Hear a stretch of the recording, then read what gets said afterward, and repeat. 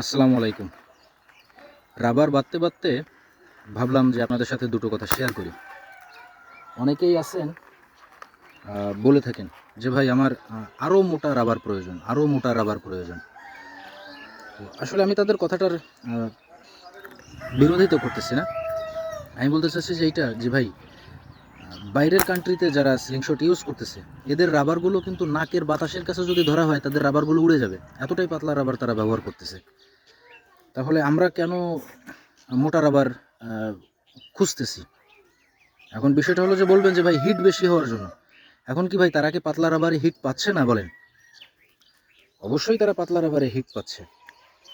এখন বিষয়টা হচ্ছে যে আপনি এতটাই রাবার মোটা ব্যবহার করতেছেন যে আপনার হাত কাঁপতেছে, আপনার এমিংয়ে প্রবলেম হচ্ছে, হ্যাঁ, টার্গেটে সঠিকভাবে হিট হচ্ছে না। এখন বিষয়টা হচ্ছে যে ভাই তাহলে সমাধান কি? আমরাও যদি পাতলা রাবার ব্যবহার করি আমাদের তো কষ্ট কম হবে। এখন পাতলা রাবারের অ্যাকুরেসিটা ভালো হয় এবং যখন এটা টানলেও আপনার কষ্ট কম হয়। এখন বিষয়টা হচ্ছে যে ভাই আমাদের দেশে কিন্তু অরিজিনাল রাবারটা মূলত আসে না। যদি আসতো তাহলে আমরা ইনশাল্লাহ পাতলা রাবারটা দিয়েও তাদের মতো শ্যুট করতে পারতাম। সবাইকে ধন্যবাদ।